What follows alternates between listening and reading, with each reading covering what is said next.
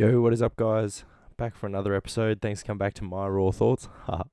So, with this episode, I just wanted to share with challenge. So, not only is it something that I've been moving through a lot of over the past month, 6 weeks, but it's actually something that our pastor brought up in church last Sunday. Kind of ironic how the timings between bits and pieces. So, as I was really sort of becoming a new person, forming a new identity, a different identity. It's funny how they were actually speaking about that in church, and also as I'm going through this challenge and things are starting to become quite challenging. The pastor then started to speak about challenges and the groan zone. So now the point that he was making was that, and I absolutely 100% agree, is that, as humans, we require challenge for growth. If we were to just continue along with no extra challenge, and we're not going to be growing, we're going to be comfortable and we're going to stagnate, which means we're actually going to go backwards. But the thing is that when we're giving challenges, it's an opportunity where we can step up and where we can overcome. So he was speaking about it in a sense of where Jesus is literally giving you an option to grow as a person. They're giving you a gift, and you're able to take that gift on. Now, in Buddhism, there's a concept of equanimity, which is do not push because it'll come closer, and do not pull because it'll move further away. So, in that same breath, both ways, is that if you can be grateful for it, then it's something that's going to be really beneficial, and it's going to allow you to burn off the dead wood that's stopping you from being able to do it effectively. Now, in the same breath as that, psychologically speaking, in our brain, the same part of our brain that deals with anxiety also deals with gratitude. So you can't be grateful and anxious at the same time. So what all this means is that we're in an age where it's so easy for us to have assistance or support with anything. Now, I don't mean that we need to go playing the lone wolf, and to be perfectly honest, I do that far too often, and that's one of the things that I'm learning to stop being so pig-headed about. Instead of having to take everything on myself, learning how to network with people and work on something together. Instead of leaving it to a point where it's so difficult that I need support for myself opposed to being able to collaborate. Now the thing is as an organism, so physically, psychologically, spiritually and emotionally, challenges are going to come, and one thing that I find really interesting is that the more I become aware and, conscious, enlightened, you'll call it, the more I'm able to see how the pieces put together. How that there's not only how the dots connect backwards, and how it's like one test after another that is sort of piecing together to grow me into a bigger person, better person, more loving person. And that it's not only for other people, but also for myself. But then also how these tests and challenges are almost seem formulated to be in one step after another, which is somewhat irrelevant. Like, it's kind of funny to see, but at the end of the day, like, challenges are simply just somewhere that we are yet to grow, yet to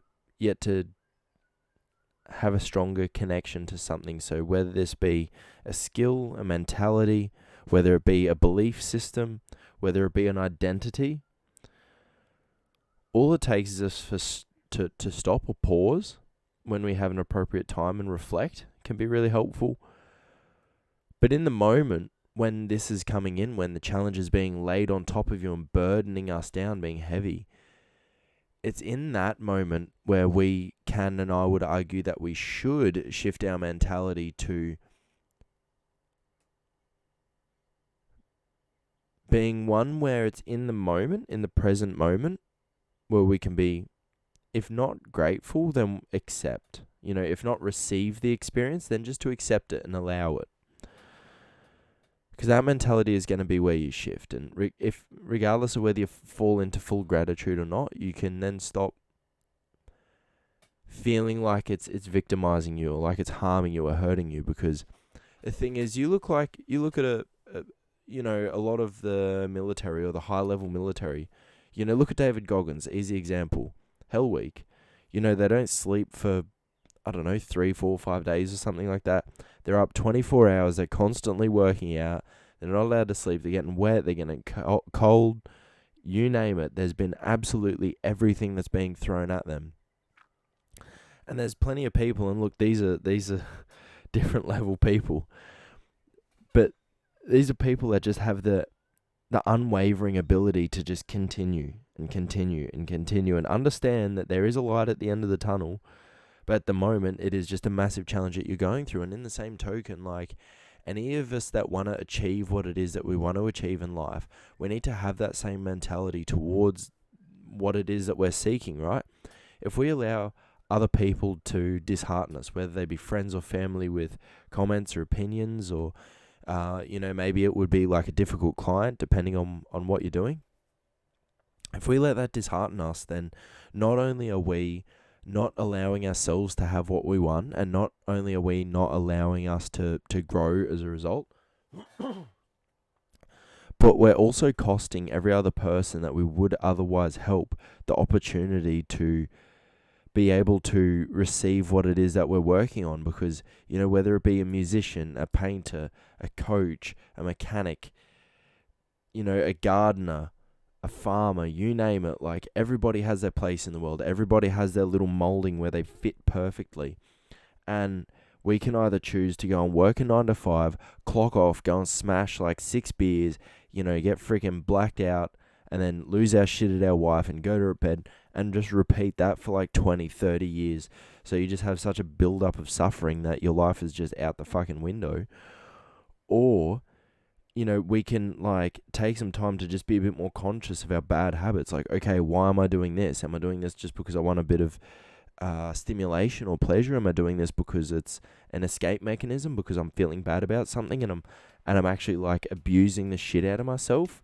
And so then, because I'm abusing the shit out of myself, my body knows where I'm going to feel good. So then, if I'm mentally making myself feel bad, then my body's going to be like, well, fuck you, I'm going to go and have a cigarette, have a beer, go and hit on some girl, go and do drift skids in a car, you name it, all the ways that people numb themselves out. Go and smash a heap of sugar, go and binge a TV show, go and abuse somebody, go and abuse an animal.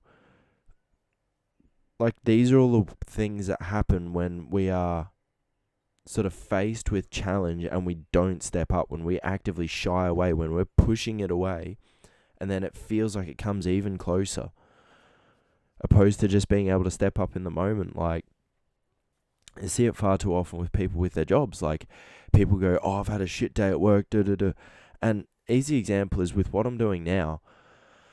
Like, my work is I work over the phone with people. I'm a client manager, and like, I speak to people all day long, not only where you call them, at the end of the day or throughout the day, and they'll be complaining about their work and how hard their life is, but then there's also, my brain's having a blank. I'll circle around to if I remember the other point of that. But one thing, for example, is that there's times where, like, I don't know, where it's a new part of the process, and I'm sort of waiting there, and I've got one of my managers there that are sort of helping me and giving me information of how to handle it on the fly.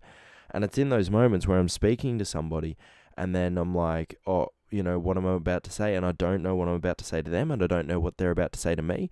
And I'm sitting there, and it's almost like an anxious spiral that starts up.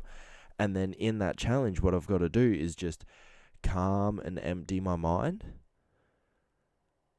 And then all I've got to do is just listen to what they're saying, relay it to the person that's helping me, and then focus on what they're saying back to me, and then say it to the client in a, how would you say it, in a balanced, timely fashion, so it doesn't sound all choppy and weird. And I don't know how that's landing with anyone that hears this, but sort of mentally, emotionally, spiritually, how that feels internally for me is like, trying to be prepared for it, because I'm quite an analytical person.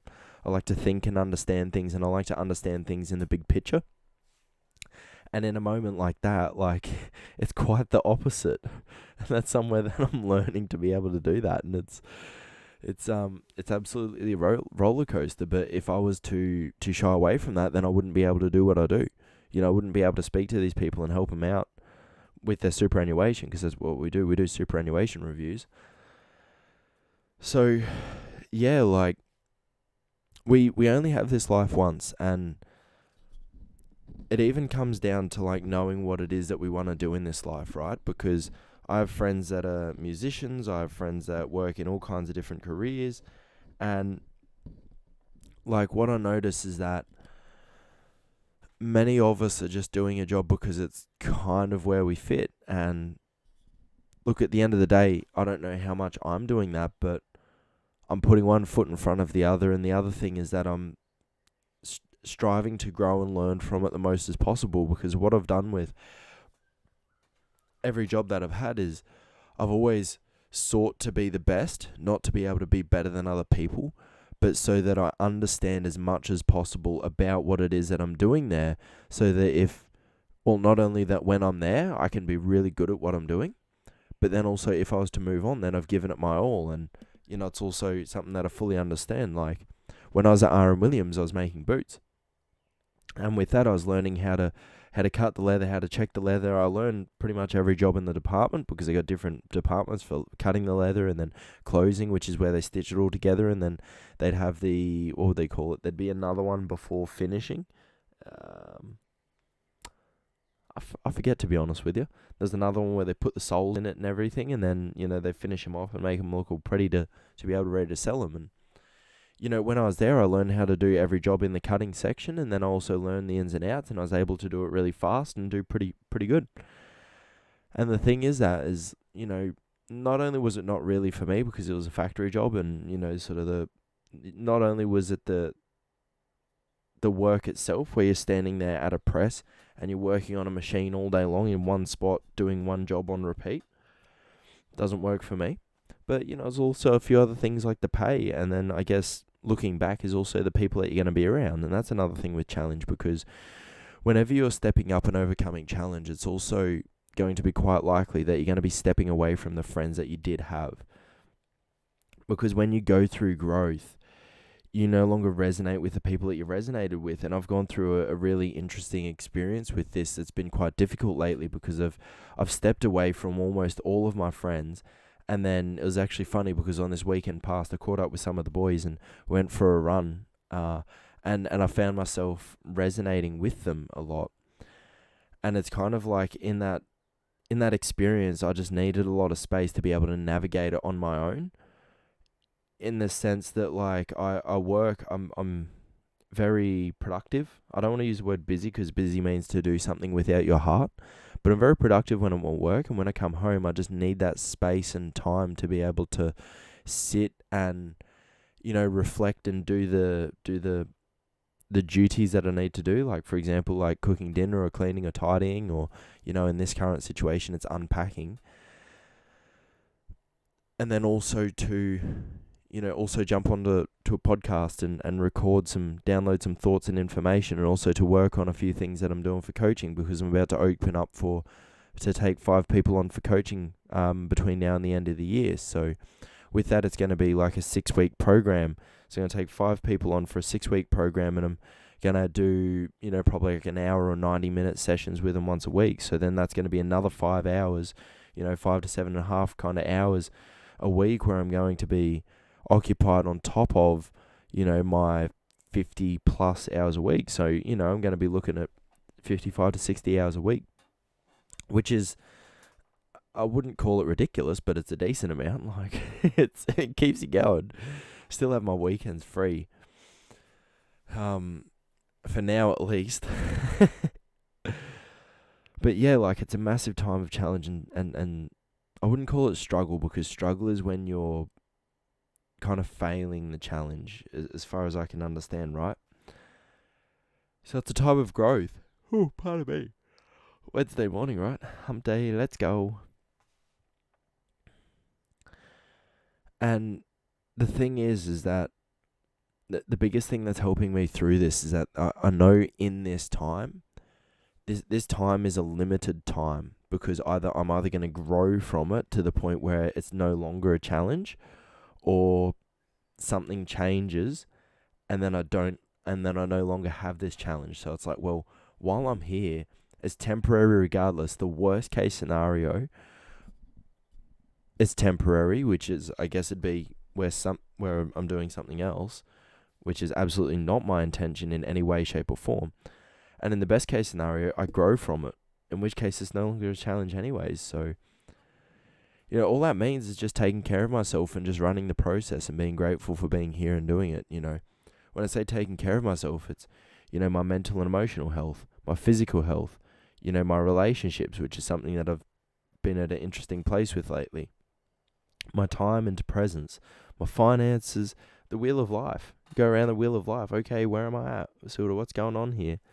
And take me a moment to pull it up, so I'm not going to worry about that. But yeah, I'll put up my workbook. I'll link it to my Instagram and see if I can link to my YouTube or something somehow.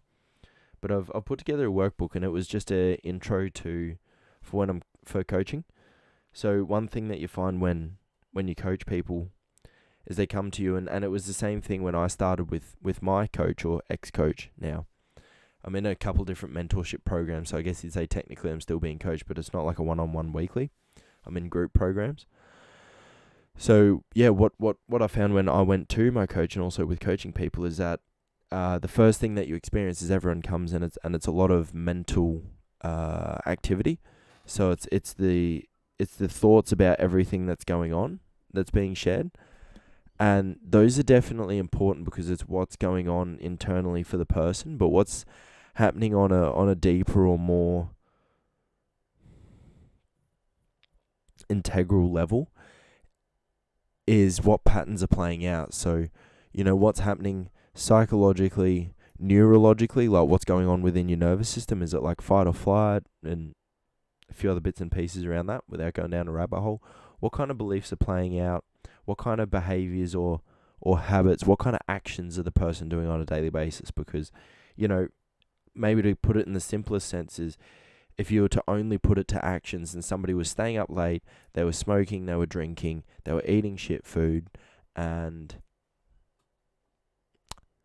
let's say they were sitting on the computer all the time with really bad posture, that person is going to feel fucked. That is going to be a very physically painful experience. Your body is not going to be taken care of in any way, and it's going to be screaming out for help. Now, put it in a different sense, somebody else is doing all of that stuff really well, which is more akin to how I've been in the past. And, at the end of the day, there's always trailings that are popping up in the present of what we're experiencing. But for myself in the past, I'd be doing so well with all of these things, but then the beliefs or the identity behind it would be limiting me, because although my habits and behaviors were raised to a point where I could sort of step up, my beliefs and my identity was one of lack. So I've wanted to coach people for the past years, and I've gone through times where it's been, really, really clean and would really love to, and then something happens, and then I sort of run myself off a cliff in some way, shape, or form, whether it's focusing on too much on people or something else, or disbelieving that I can coach people, etc., etc. And not only is that costing every other person that I could have worked with and helped with the opportunity to do so, but it's also costing myself that experience. Why do I not deserve to be able to help use my experience and all of my pain and suffering and challenges and learning and wisdom from that, how to overcome that and transcend that? Why do I not deserve that to teach that to other people and help them with their lives? Because that's, as far as I can tell, that's what I'm most passionate about. That's what I've always been most passionate about. I've always been why the fuck are you doing this whenever somebody around me would be doing something really silly? And it's I just want people to live better lives. So it's in this challenge, also stepping up and opening up that, I'm here to coach people. There's also a bit of worry or fear there, because it's well, are people going to believe me? Am I going to be judged socially, etc., etc.? And it's in the face of that challenge that I just need to learn to love myself regardless. Doesn't matter who or what people say, and it doesn't matter whether it's about me or them or who they are and what they know. Allowing myself to not do something because of somebody's opinion is just ludicrous. And the other thing about that is that I've also worked with people in the past where they're telling me, oh, you've got to be really careful, look out, because, if you coach people and you're not careful, then you're going to leave them a lot worse off than when you found them, and, other things like this. And the ironic thing about all of this is that as these people were saying these things, they were also like talking shit about me to each other, and they were both like saying all these things. And then like what I see in hindsight, I'm like, well, it's ironic how you were both telling me to be careful about coaching other people because, if I mess up, I'm going to leave them worse off. But then these are people that were coaches, and they left me worse off because they instilled a belief in me that I'm not ready to coach people, and that yada yada yada. So it's funny how even just allowing opinions on from other people, and this is not rocket science in any way, shape, or form. Like I'm assuming that everybody that hears me saying this is like, well, yeah, no shit, Sherlock, But it's like who it comes from as well, because family can be a really big one, but then the other one can also be people that we look up to. It could be coaches, it could be mentors, it could be role models or idols. Like imagine the amount of girls, the young girls that are looking up to Doja Cat. You seen the shit that woman is posting? You seen her last video? It's fucking demons and being some demon whore. What the fuck? Like, and that opens up a totally other rabbit hole, and maybe that's something that'll touch on, but like, just because somebody's successful, whether that be monetarily, whether it be socially, whether it be physically, you name it, doesn't mean that they're healthy, and it doesn't mean that they know what's best for you. And I believe that we're always able to understand what's best for us, in the sense that maybe we don't know the decisions to choose, but we can always make decisions from a healthy and regulated place, because we're always going to have two options, and there's always going to be typically there's always going to be an option that's a bit more sexy, but it's not going to lead to as much growth. And there's always one that's going to be, the opposite. Now, not only is it being able to weigh up the two options and be like, well, okay, who do I want to be? So then based off that decision, it kind of tells me what I want to choose. But on the same token is like, understanding that you have the power and the ability to step up and take these challenges by the horns and send it, and to grow as a person, and to be able to love yourself more. Because the thing that I've really sort of been faced with self-love, and without going into the specifics of it, because it's not mine to say in terms of like when it comes to myself and other people, like I sort of try not to say anything about that, because then at that point it becomes gossip. Like I can speak about what's me and mine, and to some degree you can kind of gossip about yourself if you're shitting on yourself. But when it comes to me and other people, like I don't see the point in talking about other people, because I'm like, well, it's not mine to say, and I'm not here to spread bullshit about other people. However, I've gone through some challenges with other people, and also challenges in certain different areas of my life, and it's brought up these beliefs about, or brought up these patterns about how I play the martyr, how I'm giving away myself and giving away my energy and attention and love to other people and other things that are, not explicitly returning them. And it's trying to save people with my life, not my light. So this is a poem. This is a poem that I seen on Instagram, and I was just gonna like reiterate it to you, but then I'm like, oh great, good time for my Instagram to bug out. I was gonna just share it to you, but I might actually just show you the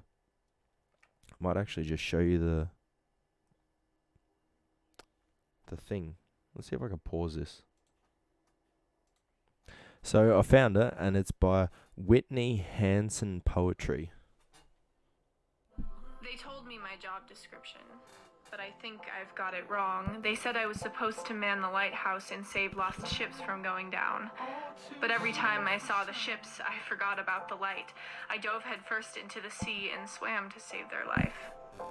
I drowned us both in the process. The ships never reached the shore. I ended up helping less when I meant to be helping more. I reached the shore. Helping less when I meant to be helping more. I think when they told me to save people with my light, I mistook their words and tried to save people with my life. I know I should have turned the light on.